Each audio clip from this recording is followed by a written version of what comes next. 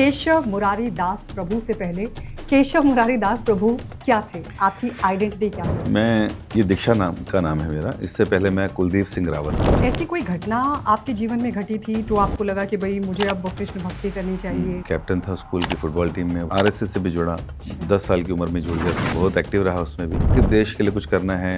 मैं as a senior accountant भी रहा। जब इस्कॉन से जुड़ा, फिलॉसफी समझी तो बहुत आंखें खुल गई। घर वालों ने अब कभी आपको कुछ कहा नहीं, रोका नहीं? घर वालों को लगा मैं बहुत ज़्यादा डोमिनेट कर रहा हूँ उनको, तो मैंने कहा ये सब गलत चीज़ें हैं, शास्त्रों में लिखी, नरकों में जाना पड़ेगा। घर की स्थिति इतनी अच्छी नहीं थी हमेशा से, तो मम्मी को लगा कि कमाता तो बेटा तू ही है, मेन सिस्टर भी है, भाई भी है, घर कैसे चलेगा? 3 भाई बहन हैं आप। शास्त्रों में लिखा है कि कोई अगर कुल में कोई अच्छा भक्त बनता है तो उसकी 21 पीढ़ियाँ तर जाती है। पड़ोस के लोग बोलते थे देखो क्या हो गया, जवान बेटा चला गया। मतलब किस तरह की चैलेंजेस आपको फेस करने पड़े? चाइना में भी अब डिवोटीज बनने लगे। आज वो प्याज लहसुन चाय कॉफी तक नहीं पीते। इस मंत्र में इतनी शक्ति है कि कृष्ण महामंत्र इसको कहते हैं। यही क्यों गाया जाता है? उनके हाथ से शराब छूट गई, मुंह से सारे नशे छूट गए और हरे कृष्ण का नशा लग गया। तो अब तो कृष्ण भक्ति करिए। तो बेटर है मोदी से जान पहचान बढ़ाएं ना कि काउंसलर से। लगभग 50 से 60 करोड़ लोग कुंभ में स्नान करके आ गए, तो उनको लगा चलो पाप धो लें। इसलिए इतना ज्यादा असर कभी दिखता नहीं है। जी हाँ। जो लोग बहुत स्नान भी करते हैं लेकिन उसके बावजूद भी वो वैसे ही होते हैं। वैसे ही होते हैं। कृष्ण ऐसा गीता में कहते हैं, जैसा जैसा सोचोगे वैसा वैसा शरीर दूंगा। कई बुद्धिजीवी ये कहते हैं जो कृष्ण की भक्ति करते हैं तो कृष्ण उनको अपमान करवाते हैं। इनकी भक्ति जो है इतनी आसान नहीं। आज तो जी लड्डू गोपाल आजकल सब रखते हैं। माँ ने बच्ची को दहेज में लड्डू गोपाल दे दिए, वो लेके चल पड़ी, मम्मी करती थी मैं भी करूंगी। जो लोग लहसुन और प्याज खाते हैं, बिना प्याज लहसुन के स्पेशल बनाइए, अच्छी अच्छी आइटम बनाइए, फिर भी घर में सास खड़ी हो गई, बना डाल प्याज, तो उस समय फिर डाल लीजिए, क्योंकि भगवान देखते हैं कि विपरीत परिस्थिति में लोग कैसे भक्ति कर रहे हैं।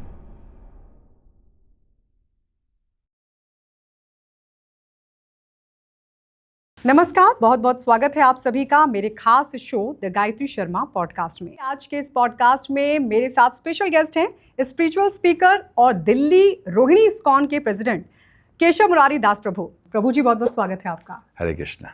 मेरा पहला सवाल तो प्रभु जी यही है, केशव मुरारी दास प्रभु से पहले केशव मुरारी दास प्रभु क्या थे? आपकी आइडेंटिटी क्या थी? मैं ये दीक्षा नाम का नाम है मेरा। इससे पहले मैं कुलदीप सिंह रावत था। मेरे माता पिता उत्तराखंड से बिलोंग करते थे। अच्छा। और लेकिन वो दिल्ली शिफ्ट हो चुके थे, तो मैं दिल्ली में ही पैदा हुआ, वहीं स्कूली शिक्षा ली, कॉलेज सब पढ़ाई शिक्षा इधर ही ली मैंने। तो बाद में दीक्षा के बाद 2004 में दीक्षा हुई, तो कुलदीप से फिर मैं केशव मुरारी दास हो गया। अच्छा, तो ये मतलब ऐसी कोई घटना आपके जीवन में घटी थी तो जो आपको लगा कि भाई मुझे अब कृष्ण भक्ति करनी चाहिए, या किसी ने मार्गदर्शन किया था आपका? दोनों चीज़ें थी। हम लोग तो बचपन से खेलना कूदना, स्कूल और ये सब चल रहा था, बहुत एक्टिव रहते थे। स्कूल में भी बहुत एक्टिव थे। कैप्टन था स्कूल की फुटबॉल टीम में, वॉलीबॉल बहुत अच्छा खेल लेता था, वाइस कैप्टन था कबड्डी में, और स्विमिंग बहुत अच्छी कर लेता था। तो ऑलराउंडर थे। तो था कुछ ना कुछ करना है जीवन के लिए, कुछ गेम्स में कुछ करूं या फिर मैं आगे कुछ करूं। तो फिर इसी बीच में आरएसएस से भी जुड़ा, 10 साल की उम्र में जुड़ गया था, तो लगभग वहाँ, जी हाँ, बहुत एक्टिव रहा उसमें भी, और लगभग 19 साल में उसमें एक्टिव रहा। और नगर कार्यवाह के स्तर पे मैंने कार्य किया, नगर कार्यवाह, और था कि देश के लिए कुछ करना है, समर्पित होना है, कुछ भी कर सकता था, मतलब ऐसी स्थिति थी। फिर लेकिन कुछ भक्त भी जुड़ गए जिन्होंने मुझे इस्कॉन की तरफ ले गए। तो लगभग 8-10 साल में कॉर्पोरेट पे भी काम करता रहा, आरएसएस में भी जाता रहा और इस्कॉन में भी जाता रहा। मतलब इससे पहले आप जॉब भी कर रहे थे? जी हाँ, मैं 10-12 साल जॉब भी किया मैंने, और अलग अलग फील्ड में, सेल्स एंड मार्केटिंग में भी किया मैंने। मैं एज अ सीनियर अकाउंटेंट भी रहा, और कॉमर्स ग्रेजुएट था, तो सीए भी बीच में शुरू कर दिया था मैंने, और इंटर्नशिप में भी करता रहा, और एक कंपनी में तो मेरे को प्रोडक्शन में भी देखना पड़ा। तो मतलब ऑलराउंडर रहा मैं हर चीज़ में। तो इस तरह से फिर मैंने अपना आगे बढ़ा, और जब इस्कॉन से जुड़ा, फिलॉसफी समझी तो बहुत आंखें खुल गई एक्चुअली। फिर देखा जो समाज में इतनी सारी दिक्कतें परेशानी हो रही हैं, इतनी लड़ाई झगड़े, कम्युनल वार्स जो चल रही हैं, लोग इतने परेशान और स्ट्रेस्ड हैं, उसका सलूशन तो है नहीं लोगों के पास, पैचअप सॉल्यूशंस हैं। तो लेकिन जब मैंने फिलॉसफी ठीक से समझी तो पता चला कि ultimately the supreme personality of God head is Krishna, and he is the controller and proprietor of everything. तो मुझे लगा तो जो शास्त्र क्या है, इस्कॉन में आने के बाद जी डेवलप हाँ, हुई जी आपकी? आप पहले जो आप बता रहे हैं कुछ लोग आपके साथ जुड़े हुए थे, जी नहीं, तो उनसे ऐसा कोई मार्गदर्शन? जी नहीं, उनसे तो कोई मार्गदर्शन, उनसे तो फिर मैं देश के लिए और इन सब चीज़ों के लिए ज़्यादा प्रेरित होता था। बट जब फिलॉसफी सुनी, गीता सुनी, पढ़ी, तब लगा कि नहीं, भगवान ही सब कुछ करने वाले हैं और उन पे अगर हम लोग शरणागत रहेंगे तो वो कुछ भी कर सकते हैं। तो फिर मैंने अपने सारे एफर्ट्स उधर ही मोड़ दिए और फिर 2004 में इनिशिएशन लेकर 2005 में as a full time celebrate life in brahmachari ashram I joined ISKCON Punjabi Bagh. अच्छा, हाँ जी। तो मतलब घर वालों ने अब कभी आपको कुछ कहा नहीं, रोका नहीं? हाँ, घर वालों में मेरी mother was more powerful than father. Okay. तो मैंने क्या किया कि मुझे था, जब इतनी अच्छी फ़िलासफ़ी मुझे मिल गई है और मैं घर में आए दिन चेंजेस बताता था कि मीट खाना छोड़ दो, तो कहते कहाँ से सीख के आ रहा है, उल्टी सीधी बात है। मैं पापा को बोलता था पीना छोड़ दो, कहते भाई तू ये क्या कर रहा है। मेरा फ्रेंड था पुलिस में, वो आए दिन घर ले आता था कुछ ना कुछ, मेरे से दोस्ती की जगह पापा से उसकी दोस्ती हो गई खाने पीने में। मैंने उसको भी डांट के भगा दिया, मैं कहता हूँ यहाँ मत आना आज के बाद। तो घर वालों को लगा मैं बहुत ज़्यादा डोमिनेट कर रहा हूँ उनको, तो मैंने कहा ये सब गलत चीज़ें हैं, शास्त्रों में लिखी है नरकों में जाना पड़ेगा। तो कहते भाई सारी दुनिया ही खा रही है, सब जाएंगे। मैं कहता तो यही तो समस्या है लोग दूसरों को देख के इंस्पायर होकर नरकों में जाना चाह रहे हैं, क्योंकि उनको लगेगा मैं भी पीट मिलेंगे वहाँ। हाँ, मैं भी पीटूंगा, ये भी साथ साथ पीटेंगे तो कोई दिक्कत नहीं, दुख हल्का हो जाएगा। तो उनको फिर लगा कि मैं गलत तो नहीं बोल रहा हूँ। फिर मेरे को लगा कि इनको अगर भक्त बनाना है तो इनको पे भी मंदिर लेके जाना पड़ेगा। फिर मैंने कुछ लेक्चर्स घर के पास करवाए, या जहाँ होते थे मम्मी पापा को वहाँ लेके जाता था। अच्छा ये हुआ कि ये लोग भी जुड़ गए, इन्होंने भी जब शुरू कर दिया और धीरे धीरे इनके अंदर भी चेंजेस आ गए। फिर घर में सब बंद हो गया, प्याज लहसुन चाय कॉफ़ी मांस मच्छी अंडा सब बंद हो गया। और इसका फ़ायदा ये हुआ कि उन्होंने भी दीक्षा ली, मेरी मदर नहीं ले पाई, फादर ने दीक्षा ली। और इसलिए फिर मुझे भी जब मैंने कहा कि मैं मंदिर ज्वाइन करना चाहता हूँ, घर की स्थिति इतनी अच्छी नहीं थी हमेशा से। अच्छा। बड़े डाउन टू अर्थ थे और फाइनेंशियली भी हम लोग बहुत लो सिस्टम में थे। तो मम्मी को लगा कि कमाता तो बेटा तू ही है मेन, सिस्टर भी है, भाई भी है, घर कैसे चलेगा। तो मैंने कहा देखो घर में जो रिक्वायरमेंट है, जितना का हमारे पास फूड आता है, सब कुछ होता है, छत हमारी अपनी है, मतलब घर के किराया को नहीं देना आपको, और ब्रदर को मैं कुछ सेवा दिलवा दूंगा मंदिर में, उससे कोई लक्ष्मी मिल जाएगी, सिस्टर टाइपिंग शॉर्टहैंड सिखाती है, उसको कुछ आ जाता है। तो ऐसे करके 10-12 हज़ार आ जाते थे। तो मैंने कहा इसमें घर चल जाएगा। भाई बहन हैं आप? हाँ जी, हाँ जी। तो मैंने कहा इसमें हो जाएगा आपका, तो करके देखते हैं। मैंने कहा ठीक है, करा तो देखा हो रहा था। भगवान ने कोई बड़ी बीमारी भी नहीं भेजी, पिताजी भी ठीक रहे, स्वस्थ रहे, मम्मी भी ठीक रही, तो कोई ऐसा कभी हुआ नहीं कि कुछ करना पड़े उनको। तो इसलिए फिर इसमें ही चलता रहा और फिर मैं मंदिर में आ गया आराम से। पहले तो मैंने आना जाना शुरू किया, 3 दिन मंदिर में, फिर ऐसे, फिर 3 दिन मंदिर में ऐसे। फिर क्योंकि मम्मी पापा को भी फिलॉसफी अच्छी समझ आ गई थी, तो उनको भी लगा कि गलत काम नहीं कर रहा है, जो भी कर रहा है अच्छा कर रहा है। शास्त्रों में लिखा है कि कोई अगर कुल में कोई अच्छा भक्त बनता है तो उसकी 21 पीढ़ियाँ तर जाती हैं। तो उनको भी संतुष्ट हो जाते हैं, सब कुछ होता है। जी जी। तो इसलिए फिर उन्होंने भी मैंने एनकरेज किया। फिर कई बार मम्मी घर आती थी तो पड़ोस के लोग बोलते थे देखो क्या हो गया, जवान बेटा चला गया, ये हो गया। हाँ, क्योंकि माँ बाप की इच्छा होती है कि भाई हमारा बच्चा ये बने, बहू की शक्ल देखें, फिर पोते की शक्ल देखें, वो तमाम चीज़ें होती हैं। हाँ, तो मैंने बोला देखो आजकल कई लोग बहू की शक्ल देख रहे हैं, लेकिन बहू जो है उनको बड़ा घर भी दिखा रही है तिहाड़ जेल। तो फिर मैंने कहा बच्चे पोते भी ऐसे भयंकर निकल रहे हैं आजकल, बॉक्सिंग ग्लव्स पहन के बाहर आते हैं। तो मैं कहा समाज में ये सब चल रहा है। तो मैंने कहा ऐसा कोई दिक्कत नहीं, अगर भगवान ने किस्मत में लिखा होगा तो वैसा होगा, अभी इसके लिए मैं प्रयास करता हूँ। तो उन्होंने कहा ठीक है। तो फिर मैं, घर के पास ही मंदिर था इसलिए वही आ जाते थे, इसलिए मैं घर नहीं जाता था फिर मिलने के लिए। तो काफ़ी अच्छा। आपने शादी भी नहीं की? जी नहीं। ओके। तो प्रभु जी, मतलब क्योंकि हम अगर देखें तो जो ट्रांजिशन फेज होता है वो सबका बहुत चैलेंजिंग होता है, वो किसी भी फील्ड में हो जी। तो आपको व्यक्तिगत तौर पे मतलब किस तरह की चैलेंजेस आपको फेस करने पड़े? कभी लगा कि मैं कहाँ आ गया, ऐसा मेरे लगा साथ कभी? ऐसा था कि मैंने बताया ना, शुरू से एक्टिव थे, एक्सरसाइज वगैरह भी करते थे, और भगवान की कृपा से कोई ऐसा बड़ा चैलेंज तो कभी नहीं आया। क्योंकि थोड़ा सा ना हमेशा बाहर भी था तो भी खुश रहता था, जैसे लोग आजकल के शब्दों में कहते हैं बिंदास। तो ऐसा जीना होता था, यार दोस्त में, उसमें भी नाचना कूदने हर चीज़ में आगे, तो खुश ही रहते थे। लेकिन जब देखा कि ये जो खुशी मैं ले रहा हूँ ये केवल फिजिकल और मेंटल लेवल की है और ये परमानेंट नहीं है, तो जब मैं स्पिरिचुअलिटी में आया और फिलॉसफी को ठीक से समझा तो पता चला कि नहीं, रियल हैप्पीनेस तो 4th लेवल टॉप पे है, जो है स्पिरिचुअल लेवल। तो फिर वहाँ जाके पता चला कि हम लोग आध्यात्मिक रूप से कैसे हमेशा खुश रह सकते हैं, सेटिस्फाइड रह सकते हैं। तो फिर यहाँ आके डिटैचमेंट का पता चला, एक्सपेक्टेशंस कम कर दी चीज़ों से, क्रोध वगैरह तो वैसे ही नहीं होता था, और कभी होता भी था तो यहाँ आके वो भी ख़त्म हो गया, और इस तरह से अच्छे अच्छे गुण आ गए। और फिर इतना यहाँ पर अप्रिसिएशन था, इतना फैमिली जैसा एटमॉस्फेयर था, तो उसको फिर कंटिन्यू किया, आगे करते गए, तो उससे कुछ ऐसा कभी पता भी नहीं चला, कोई ऐसा चैलेंज भी नहीं है। हाँ, लोगों के बहुत चैलेंज आते थे, उनको काउंसिल करते थे, उनको समझाते थे।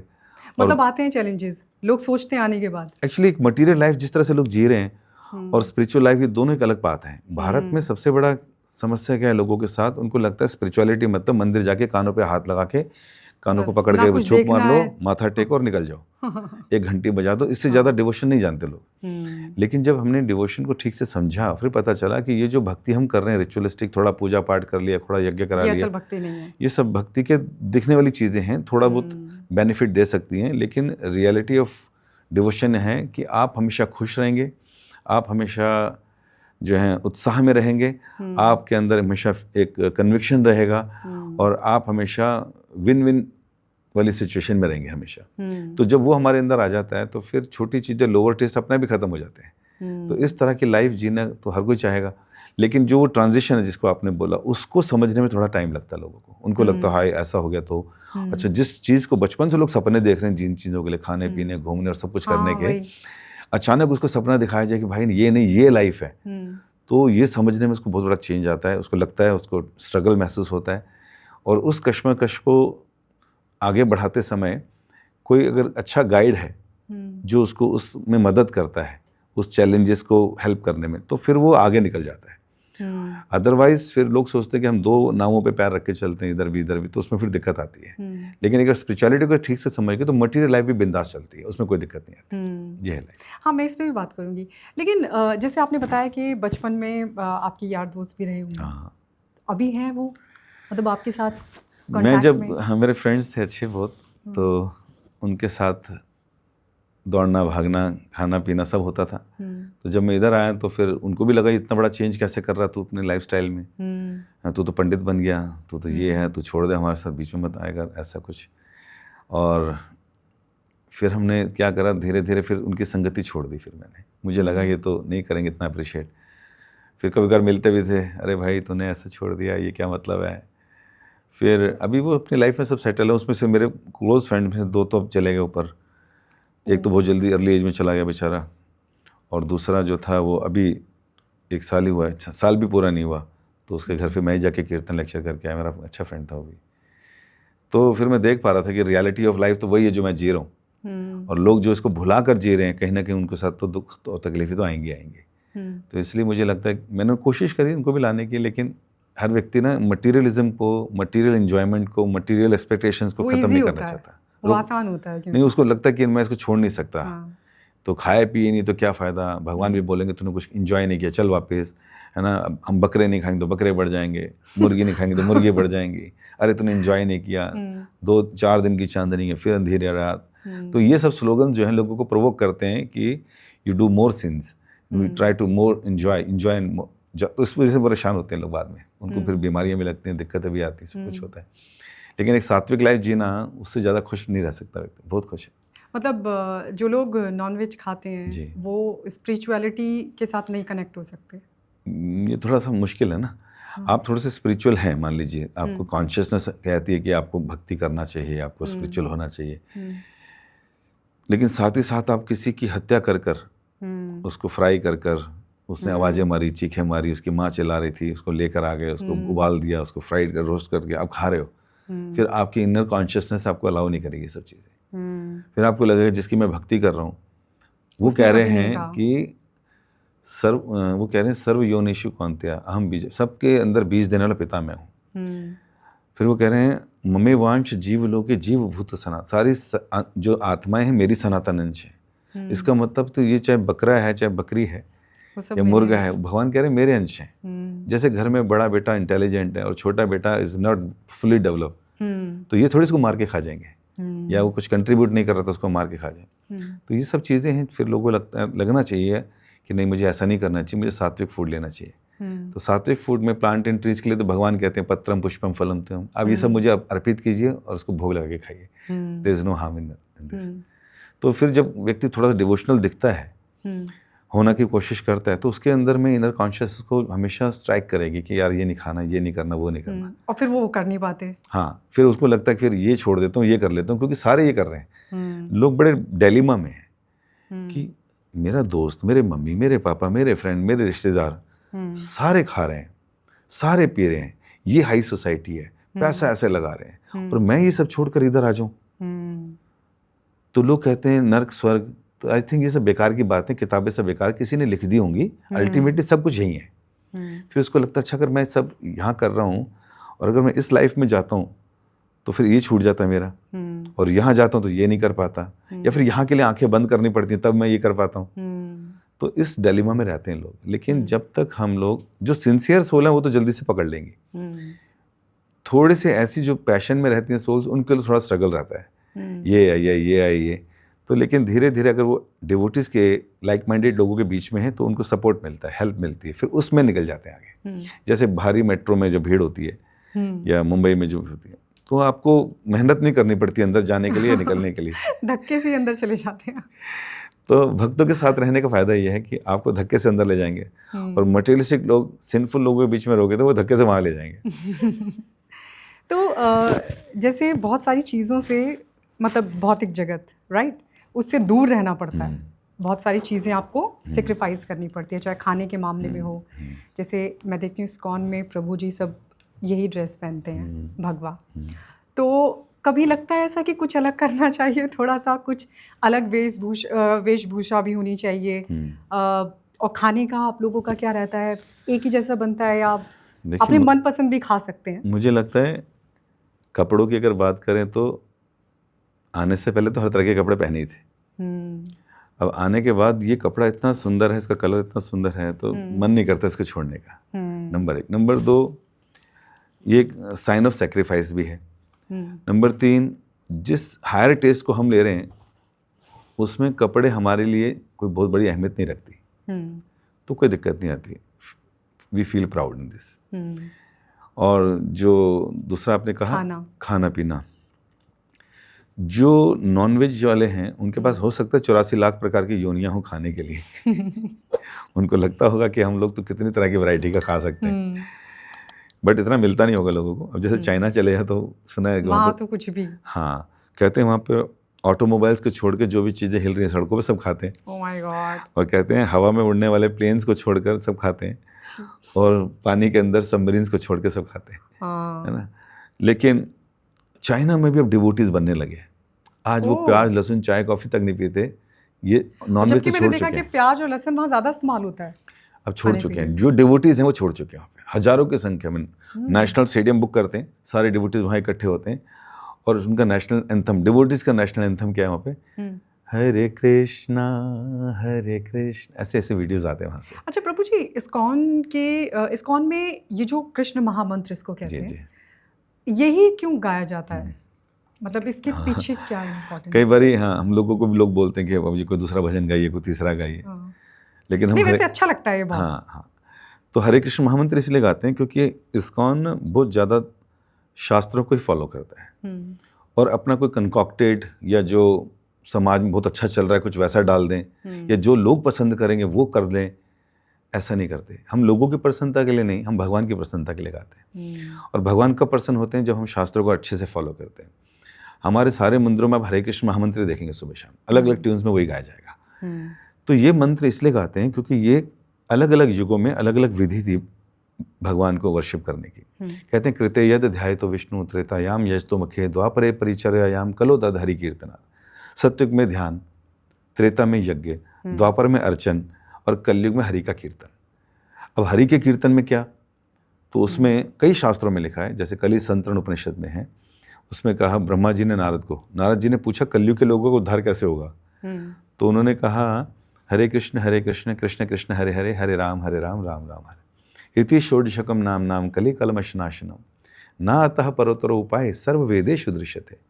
उन्होंने कहा कि जो 16 शब्दों का मंत्र मैंने आपको बताया है, ये कलयुग के सारे कलमशों का नाश कर देगा, इससे बढ़कर कोई उपाय नहीं है। ये कौन बोल रहे हैं? ब्रह्मा जी, जिन्होंने 4 वेद भी बोले। फिर कह रहे हैं सर्व वेदेषु दृश्यते, मैंने सारे वेदों में देख लिया है। इसका मतलब वेद नहीं भी पढ़ेंगे कोई बात नहीं, उन्होंने वेदों का एसेंस बता दिया, काम चल जाएगा। तो फिर अब या तो हम सारे वेद पढ़ लें, पुराण पढ़ लें, उसमें मंत्र ढूंढते रहे, पॉसिबल नहीं है, टाइम भी नहीं है, कलयुग में तो वैसे ही बिल्कुल नहीं है। तो ब्रह्मा जी खुद ही बोल रहे हैं कि आप ये कर लीजिए, और ब्रह्मा जी हमारे रिश्ते में क्या लगते हैं? पितामह लगते हैं। तो इस तरह से उनकी बात को मानते हुए, शास्त्रों की बात को मानते हुए ब्रह्मा जी, शिव इत्यादि सब इन्हीं के मंत्र को जपते हैं। और इस मंत्र में इतनी शक्ति है कि भारत का एक साधु सन्यासी 70 वर्ष की उम्र में अमेरिका जैसे देश में जाकर हिप्पीज के बीच में बैठकर जो चरस, गांजा, LSD सब लेते थे, उनको खाली यही महामंत्र सुनाया।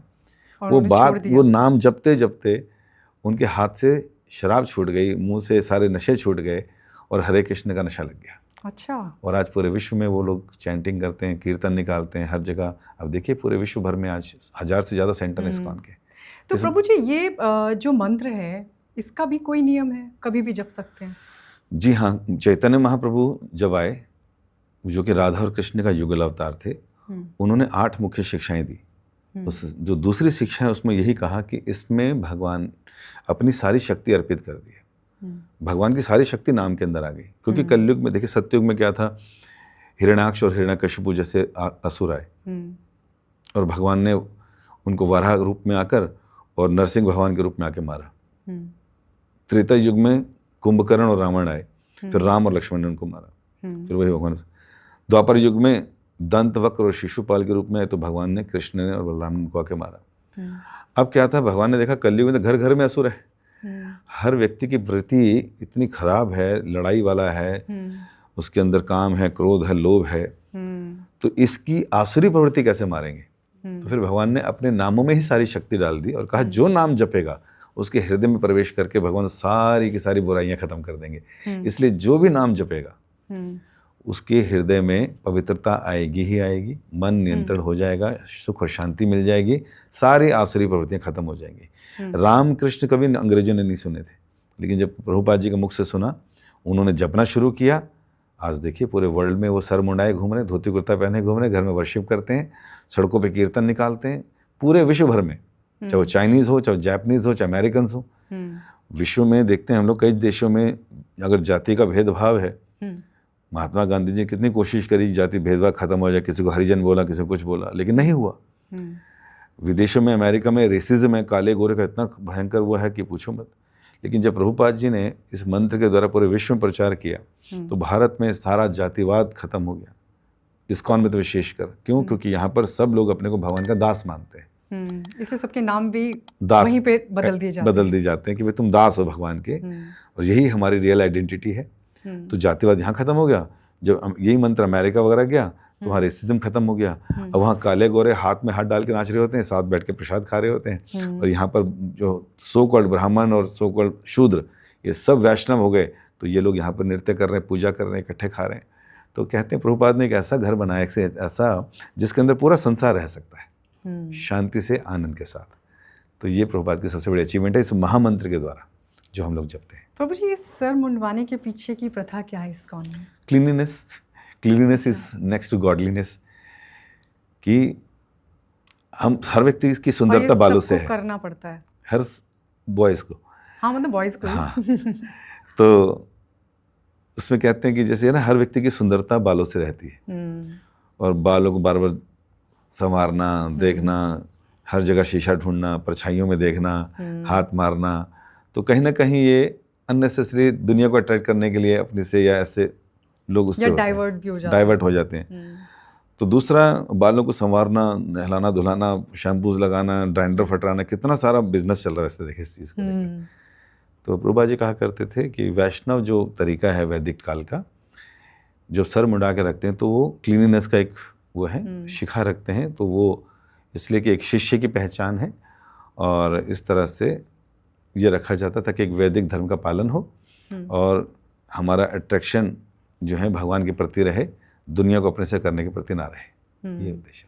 प्रभु जी, आप मतलब जब इस्कॉन में, जब कृष्ण भक्ति में नहीं जुड़े थे जी, तब आप कौन से भगवान की भक्ति करते थे?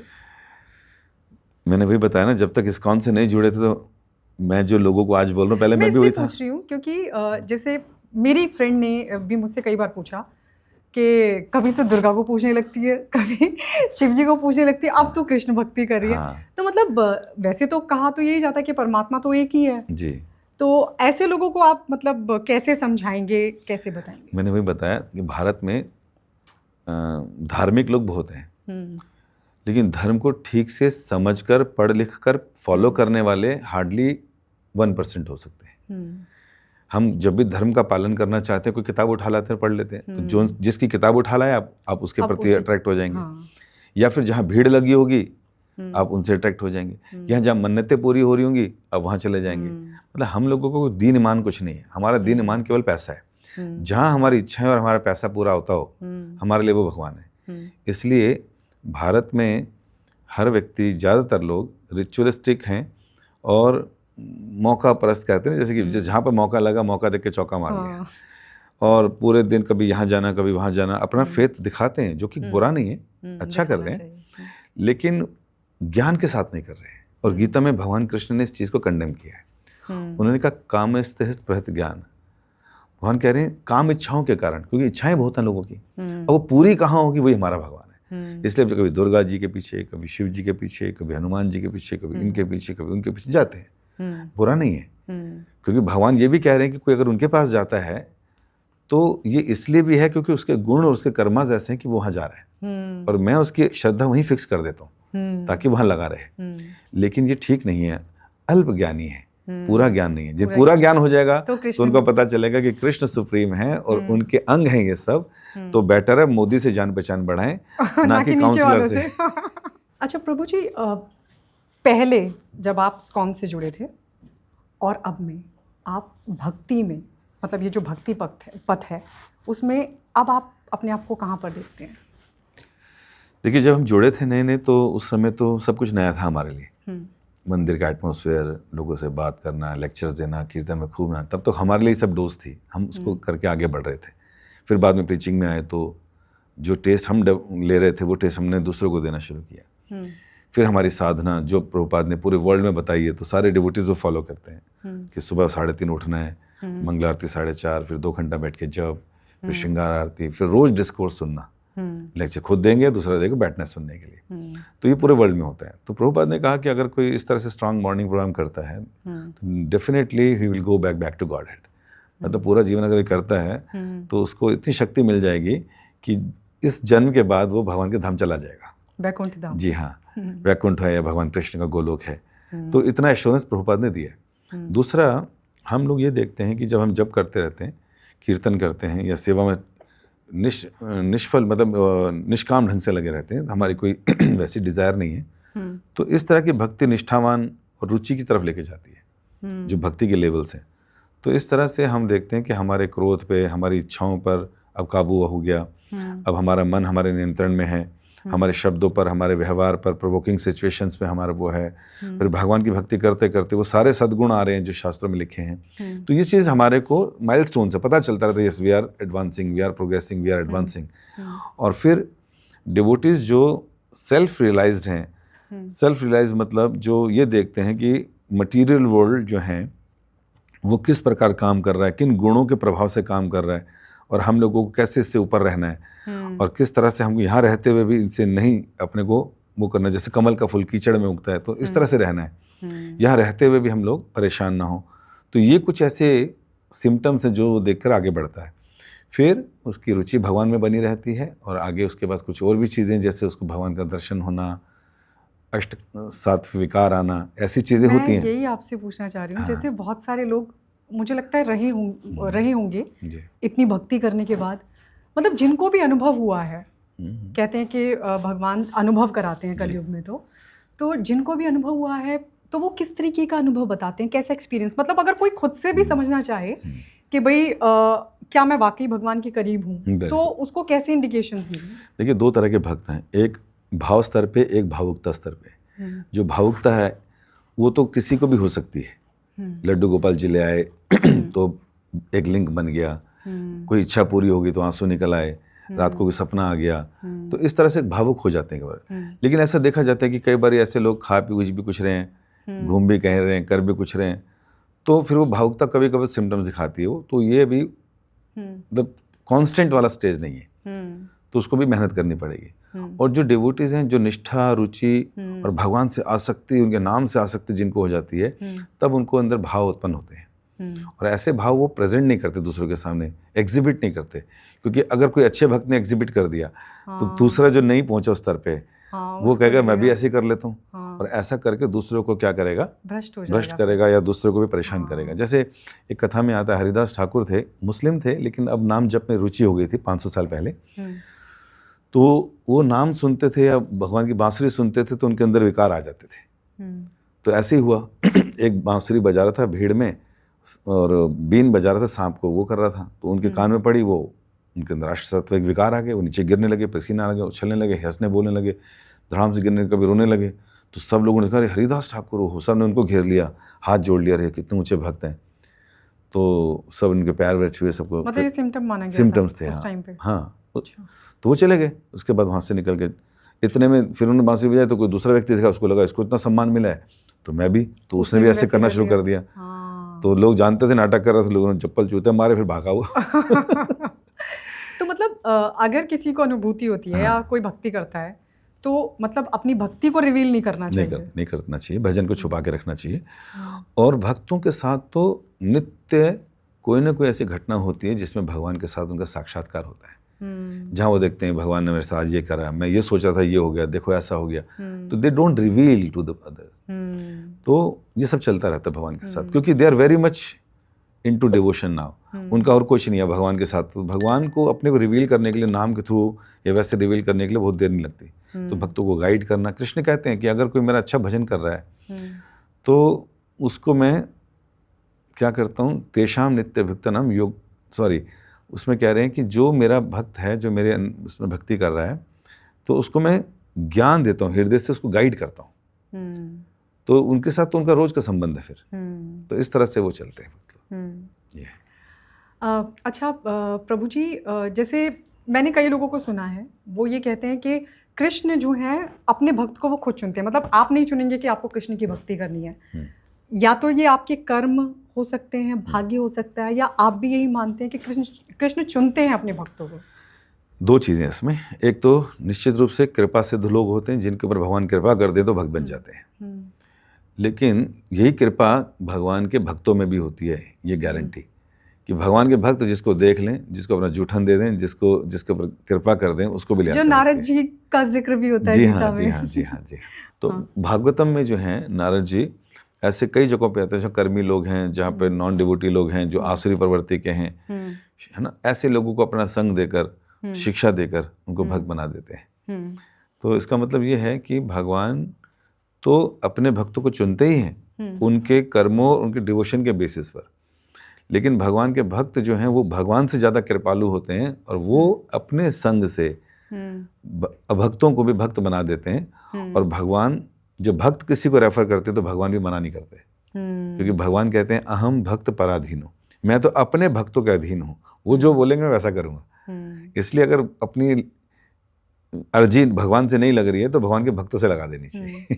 तो जैसे जो एस्ट्रोलॉजी की अगर हम बात करें, सबकी कुंडली होती है, आपकी भी रही होगी, तो जो प्लैनेटरी पोजीशन है उस पे फिर आप विश्वास करते हैं? क्योंकि कई लोग कहते हैं कि ये योग तो होता ही है आपका, जैसे कई लोगों का संन्यास का योग होता है। अगर कुछ लोगों ने आपकी कुंडली देखी होगी तो वो भी आपको बताते होंगे कि हाँ आपका तो ये था।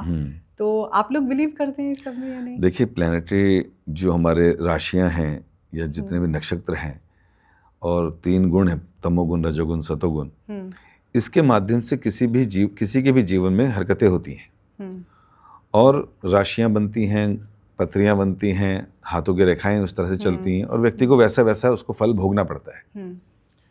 लेकिन क्योंकि भगवान के ही अंतर्गत आती हैं सारी चीज़ें और भगवान के ही शेल्टर में रहती हैं सारी चीज़ें, तो जिनको भगवान चुनते हैं, जो भगवान के भक्त उनको चुनते हैं कि भक्ति करेगा, तो ऐसे लोगों की जो रेखाएं हैं ताली बजाने से, कीर्तन करने से भगवान उसको साफ कर देते हैं।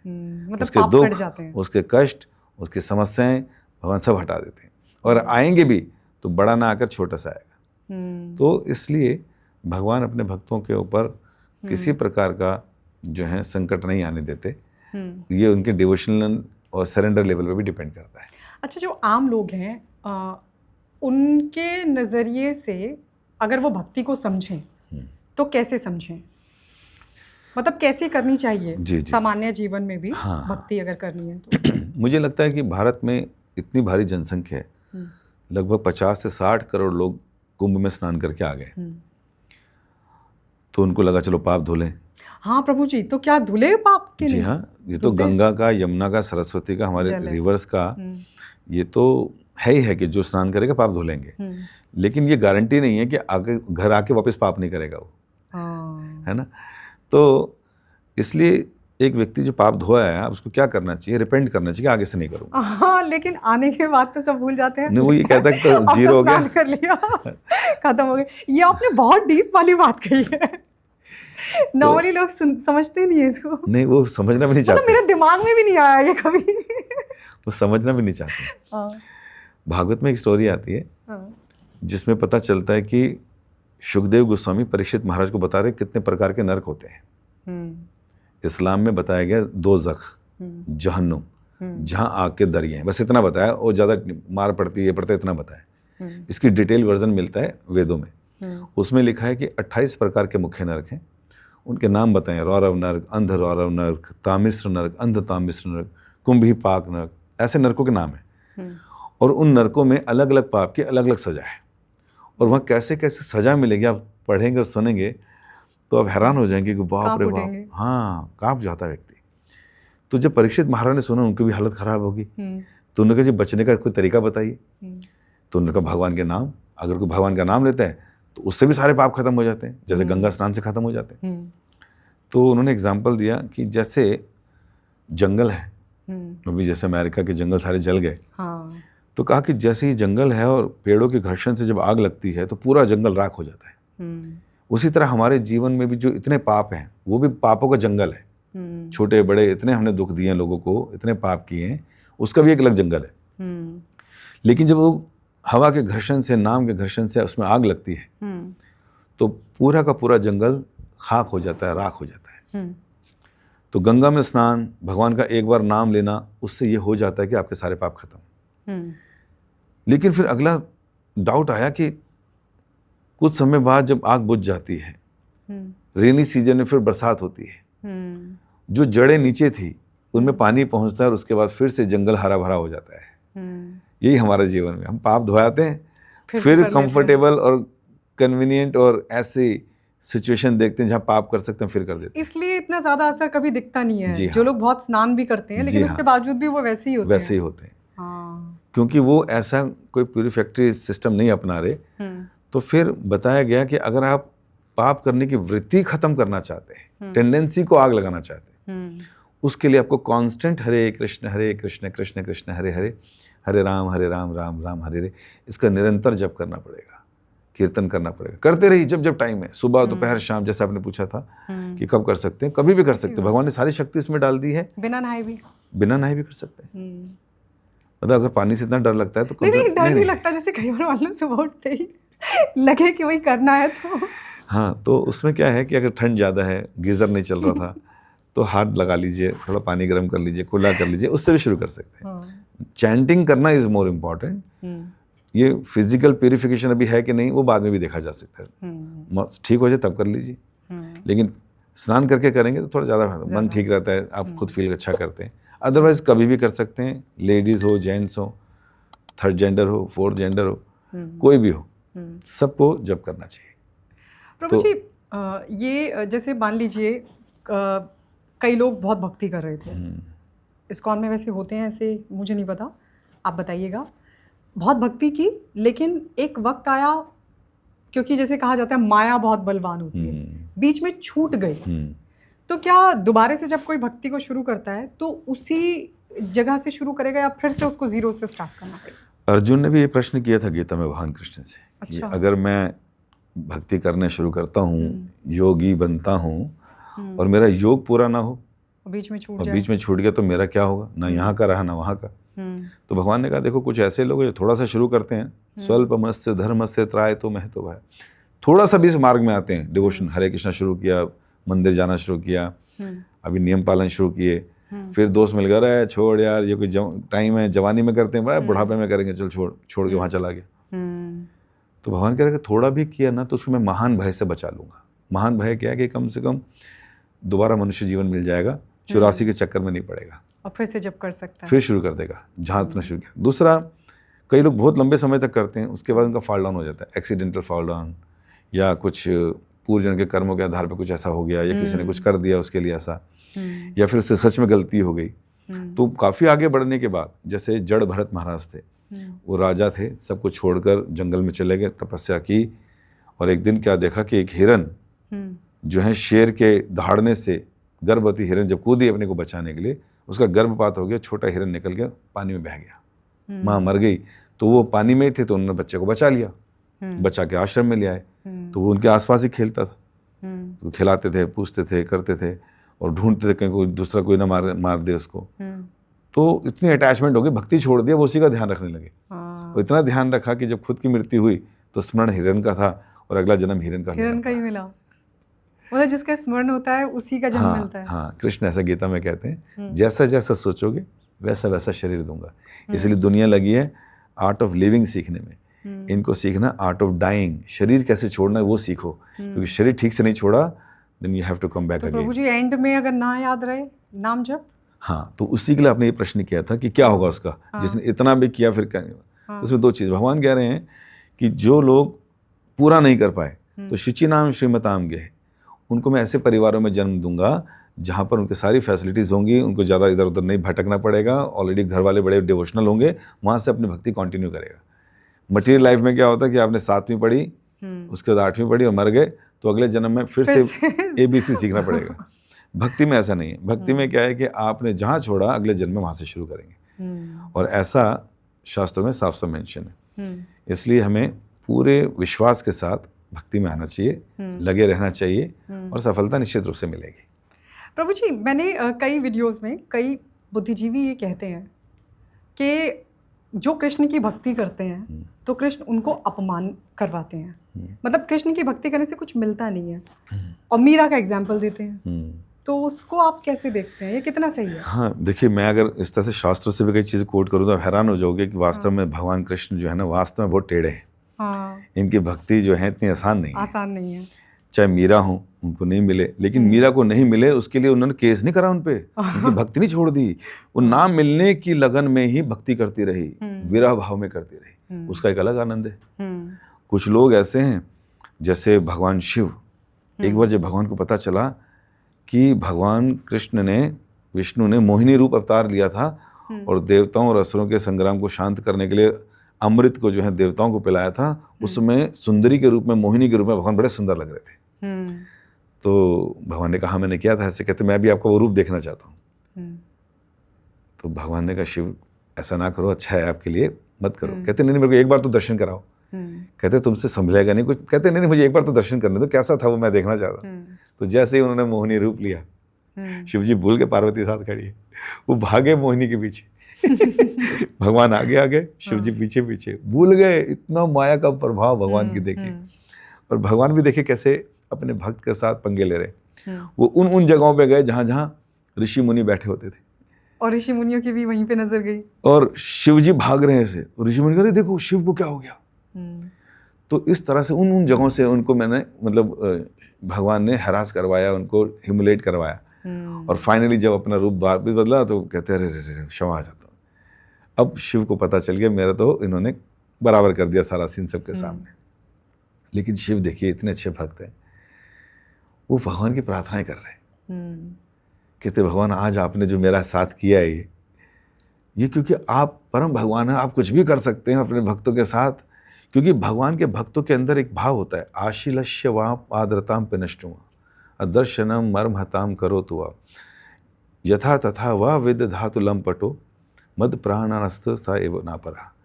कि आपको हम प्रार्थना कर रहे हैं, आप हमारे प्रिय हैं, हमारे प्राणनाथ हैं, आप चाहे हमें दर्शन दो चाहे कभी ना दो। मीरा का भी आ गया, चाहे हमारे साथ अच्छा करो चाहे बुरा करो, और कह रहे हैं चाहे दर्शन ना दे के मरमाहत करो, पड़े रहे हम लोग, चाहे हमारा गाढ़ आलिंगन करो या हमें धक्का देके निकाल दो, तब भी हर परिस्थिति में आप मेरे प्राणनाथ बने रहेंगे। ये है प्रेम। तो भगवान के भक्त भगवान से ऐसा प्रेम करते हैं, और भगवान उनका टेस्ट लेने के लिए ये सब करते हैं उनके साथ कि कितना लेवल का इसका लव है मेरे प्रति। तो इसलिए अगर किसी को लगता है कि भगवान कृष्ण ने ऐसा कर दिया, वैसा कर दिया, वैसा कर दिया, भगवान के भक्त उसको रैलिश कर रहे होते हैं उस पर्टिकुलर सीन को। और जो असली है वो कंटिन्यू करेंगे, जो नकली है वो नहीं करेंगे। हाँ, तो पता चल जाता ना इसी से। टेस्ट किस लिए होते हैं एग्जाम स्कूल में, तो ये बच्चा इसमें जाएगा नहीं जाएगा, तो टेस्ट देते हैं। तो हमारे पास भी वैसे टेस्ट आएंगे सबके साथ। उसमें अगर हम पकड़े रहे भगवान की भक्ति को तो निकल जाएंगे। और अगर सोचा रहे देखो क्या मिला, कुछ ना, इतनी भक्ति करी फिर भी ये हो गया, अरे छोड़ो कल से, तो कहेंगे भगवान हाँ, मेरे को नकली लोग चाहिए भी नहीं। प्रभु जी, लड्डू गोपाल आजकल सब रखते हैं, तो उसको रखने के नियम क्या होते हैं? और मतलब रखना चाहिए, मतलब रखना तो ऑब्वियसली चाहिए, भगवान का कोई भी रूप हो, लेकिन मतलब क्या हम सामान्य लोग उसको निभा पाते हैं? मतलब मेरा सवाल ये है। देखिए, मैं जो देख पाता हूँ कि इस्कॉन में तो बहुत ज़्यादा इसको हम प्रीच नहीं करते कि लड्डू गोपाल रखें। हमारे हम श्री श्री गौर निताई को रखने की बात करते हैं, या मैक्सिमम राधा कृष्ण को, जो वो भी हम वो नहीं करते, क्योंकि उसकी भक्ति के लिए, उनकी अपनी प्योरिटी मेंटेन करने के लिए, वर्शिप के जो रिचुअल्स हैं पूरा करने के लिए काफ़ी रिचुअल चाहिए, काफ़ी क्वालिफिकेशन चाहिए। अच्छा, क्वालिफिकेशन भी चाहिए। इसलिए राधा कृष्ण तो मना ही करते हैं, वो मंदिरों में कर पाते हैं जहाँ। लेकिन गौर निताई जो कृष्ण और बलराम जो 500 साल पहले आए, वो बड़े मर्सीफुल डीटीज़ हैं। तो उनकी भक्ति, उनकी पूजा, उनको हम रखने के लिए बोल देते हैं कि आप इनकी वर्शिप कर सकते हैं। नो डाउट कि लड्डू गोपाल जी ने भी हिंदू धर्म में कम से कम यंग लड़कियों को डिवोशन की तरफ इंक्लाइन किया। जब ये कुछ नहीं करती थी, कुछ पता नहीं था, माओ ने बच्ची को दहेज में लड्डू गोपाल दे दिए, वो लेके चल पड़ी, मम्मी करती थी मैं भी करूंगी, तो कम से कम थोड़ा बहुत तो करना शुरू किया। तो इस हिसाब से लड्डू गोपाल ने काफ़ी लोगों की रक्षा की, और एक भगवान के साथ रिलेशन बन गया लड़कियों का, माताओं का, या आदमी लोगों का भी। और आप देखते हैं उनको ले लेके घूमते हैं, दर्शन कराते हैं, सब कुछ कराते हैं, तो एक अच्छा फील आता है उनको। तो बुरा नहीं है, अच्छा कर रहे हैं। लेकिन नियम जो हैं, कई बार हम देखते हैं कि लोग अपना घर बड़ा आलीशान बनाएंगे, 4 BHK 3 BHK 2 फ्लोर 3 फ्लोर। कई बार हम पूछते हैं मंदिर कहाँ है, तो वो मंदिर फिर भी सीढ़ियों के नीचे छोटा सा लकड़ी का बनाया होता है, उसमें लड्डू गोपाल रखे होते हैं। फिर कहते हैं सब कुछ इन्हीं का है जी। अरे इनका है तो इनके लिए जगह ही नहीं है। हाँ। तो भगवान को कम से कम भगवान की तरह तो रखिए, और अपने नियम से मत चलिए कि हम जब उठेंगे तब भगवान उठेंगे। जी नहीं, आपको उनकी सेवा के लिए एक समय फिक्स करना पड़ेगा, ब्रह्म मुहूर्त का या उसके बाद का, सुबह कम से कम 5-6 बजे से पहले का, कि आप पहले उठें, नहाए धोएं, फिर उनको उठाएं, फिर उनको कुछ खिलाएं, फिर उनका अभिषेक करें, फिर उनकी आरती पूजा करें, और उसके बाद उनका श्रृंगार करें, और फिर आरती पूजा गाएं, तो भगवान को भी अच्छा लगे कि हाँ मेरी सेवा कर रही है। और वो सब खिलाएं जो तुम्हारे मन में आता है कि भगवान को खिलाना चाहिए, बिना प्याज लहसुन के। हाँ, स्पेशल बनाइए, अच्छी अच्छी आइटम बनाइए, बाहर की मत बनाइए, कोई थूक फेंक के कर रहा है, कोई कुछ करके कर रहा है, नहीं, आप अपना बनाइए, भगवान को खिलाइए, वो सारा डिवोशन माना जाएगा, उतना टाइम सारा डिवोशन कहलाएगा। हाँ, सेवा करना, सेवा है, ये सारी सेवा है। तो इस तरह से आप भगवान की पूजा कीजिए, भगवान की सेवा कीजिए। अभी क्या करते हैं, लड्डू मिश्री रख दिया और खुद खा रहे तुम दाल मखनी और शाही पनीर, और भगवान बेचारे व्रत में व्रत रखा हुआ है, तो ऐसा नहीं होना चाहिए। तो मतलब जो लोग लहसुन और प्याज खाते हैं, जो हमारा ये पॉडकास्ट देख रहे होंगे, उनको लग रहा होगा कि हम पूछें, बहुत सारे लोग खाते भी हैं जी, तो उनको फिर लड्डू गोपाल के लिए अलग से बनाना चाहिए, या फिर उनको भी धीरे धीरे छोड़ देना चाहिए? सबसे पहले हर व्यक्ति को चाहिए कि वो हरे कृष्ण महामंत्र शुरू कर दे, अपने आप छूट जाएगा सब, जप करना शुरू कर दे। ये वो दवाई है, एनेची औषधि माया, ये माया की वो दवाई है जो हमारे हृदय को पवित्र कर देगी। तो पहले तो यहाँ से शुरू करें। फिर दूसरा है कि अरे हम तो ये खाते हैं, हम तो वो खाते हैं, हम लाएं कि न लाएं, रखें कि न रखें, उनके लिए अलग बना लें, अपने लिए अलग बना लें। ये सारी चीज़ें धीरे धीरे खत्म होने लगी। मंत्र जब अंदर जाएगा तो ज्ञान भी अंदर जाएगा, गीता पढ़ेंगे तो फिर पता चलेगा धीरे धीरे एक हमें इस लेवल पे आना है। तो जो लोग हैं उन्हें चाहिए कि अगर घर में रिस्ट्रिक्शन ज़्यादा है, घर में एक ही व्यक्ति डिवोटी बना है, बाकी सारे लोग वैसे ही हैं, हिरण्यकशिपु के वंशज हैं, खबरदार तेरे बाप दादा ने नहीं किया, तू कौन होता है, निकल जा मेरे घर से, खबरदार। तो ऐसे लोग हैं तो क्या करें? तो ऐसे में उनको ज़्यादा दिखाएं ना, डिवोशन ना दिखाएं उनको ज़्यादा। प्लस जो भी उनके लिए बनता है, जैसे चावल में प्याज लहसुन नहीं डलता, रोटी में नहीं डलता, दही में नहीं डलता, है ना, और जो आप बनाते सब्जी या दाल, उसमें एक में ना बनाइए। तो उतनी आइटम भगवान के आगे रखिए, उसमें तुलसी पत्ता डालिए, 3 बार हरे कृष्ण महामंत्र बोलिए, हिंदी में प्रार्थना कीजिए। और अगर सारे खाने का भोग लगाना हो तो? जिसमें प्याज लहसुन भी है, नहीं मतलब पूरे खाने, तो फिर उसको प्याज लहसुन को अवॉइड ही करना मैंने बताया ना कि एक आइटम में छोड़ दो। और अगर मान लीजिए फिर भी घर में सास खड़ी हो गई, बना दाल प्याज, तो उस समय फिर डाल लीजिए। अगर उनकी ज़्यादा चलती है तो। हाँ। बाकी 3 आइटम लगा लीजिए, गुड़ के साथ लगा लीजिए, चीनी वीनी इसमें डाल के वो लगा लीजिए आइटम, बाकी सबको प्रसाद के रूप में खिलाइए। वो प्रसाद खाते खाते धीरे धीरे उनका भी छूट जाएगा। और श्रवण जरूर होना चाहिए, कभी मंदिर लेकर आइए, दर्शन कराइए, गीता पढ़िए, समझाइए, तो धीरे धीरे उनके अंदर भी बदलाव आएगा। तो इस तरह से शुरुआत में कर सकते हैं। और आप सोच, क्योंकि भगवान देखते हैं कि विपरीत परिस्थिति में लोग कैसे भक्ति कर रहे हैं। कंफर्टेबल सिचुएशन में तो हर कोई कर लेगा, लेकिन जब घर में 3-4 असुर होंगे या वासी उस प्रवृत्ति के होंगे, तब भक्ति करें तो भगवान कहेगा ये अच्छी लड़की है, ये अच्छा लड़का है, ऐसे कर रहा है, तो उसको करिए तो अच्छा लगेगा। तो प्रभु जी, आप मेडिटेशन अगर कोई करना चाहे, जैसे मैंने आपकी वेबसाइट पे भी देखा था जाके, योग का भी जिक्र है, तो कैसे किया जाए और क्या सही वक्त होता है? जैसे हमने कहा ना 4 युग हैं। मेडिटेशन तो वास्तव में होता था सतयुग में, उस समय भी था, समय और वातावरण भी वैसे था। अभी हम जो ध्यान लगाते हैं वो नाम पर लगाते हैं। नाम मतलब भगवान का नाम। नाम और भगवान ये दोनों एक ही हैं, सेम पोटेंसी के। तो जब हम हरे कृष्ण कृष्ण कृष्ण हरे हरे, हरे राम राम राम हरे हरे, इन 16 शब्दों को सुनते भी हैं और इसी पे ध्यान लगाते हैं, साउंड वाइब्रेशन।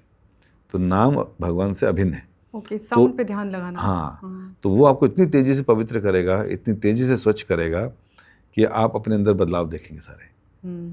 और ये 16 शब्दों को कान से सुनना ये बड़ा मुश्किल है, क्योंकि कलयुग चल रहा है ना, इतनी डिस्ट्रैक्शंस हैं। लेकिन अगर नाम पर ध्यान रहेगा, नाम ठीक से सुनते रहेंगे, 1 माला 2 माला 4 माला से बढ़ाते रहेंगे, तो धीरे धीरे आपका मन नियंत्रित भी हो जाएगा, पीसफुल भी हो जाएगा, और आपके अंदर वो सारी अच्छी अच्छी चीज़ें आने लग जाएंगी जो आप अच्छे भक्तों में देखते हैं। ये हो जाएगा। प्रभु जी, होली की अगर हम बात करें तो हमने जैसे वृंदावन में देखी, मथुरा में भी होली खेली जाती है, कृष्ण के साथ लोग होली खेलते हैं। तो इस्कॉन की होली कैसी होती है? देखिए, होली और ऐसा फेस्टिवल है जिसमें ऑब्वियसली कृष्ण ने बहुत सुंदर ढंग से खेली, गोपियों के साथ खेली, ग्वाल बालों के साथ खेली, बहुत नटखेलियाँ होती थी आपस में ब्रज में।